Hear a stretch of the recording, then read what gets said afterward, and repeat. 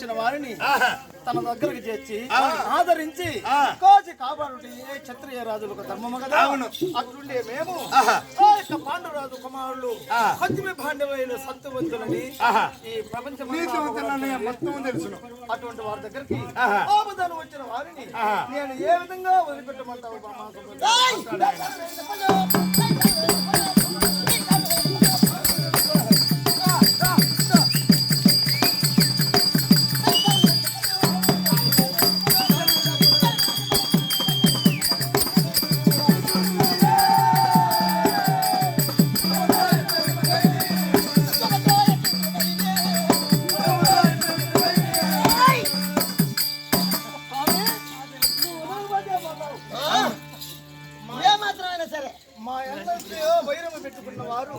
మా అన్నను ఎదిరించిన వాడిని ఇంతవరకు ఈ ప్రపంచంలో బతిక పట్టకట్టింది లేదు లేదు.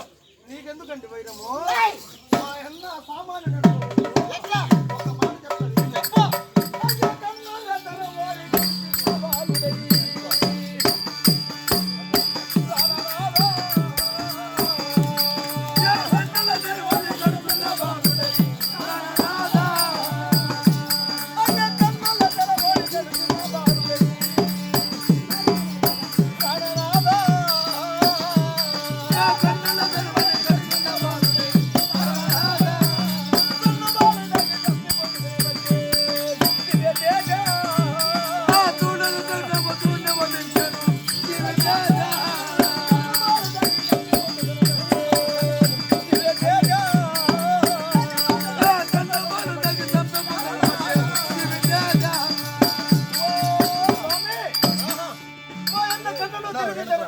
బాల్యంలో పురుట్లో ఉండేటప్పుడు ఏమి అప్పుడే సంబంధించినాడు ఆ యొక్క మహారాజు.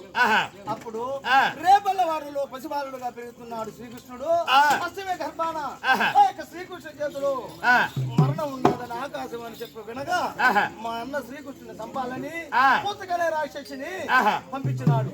ఒక రొమ్ములో విషము ఒక రొమ్ములో పాలు పెట్టి పాలిచ్చినట్టుగా ఇచ్చి ఆ విషపాలిచ్చి చంపాలనుకున్నాడు హంస మహారాజు. పూతకి వచ్చింది, పాలు తాగినట్టుగా తాగినాడు శ్రీకృష్ణుడు. ఒకటే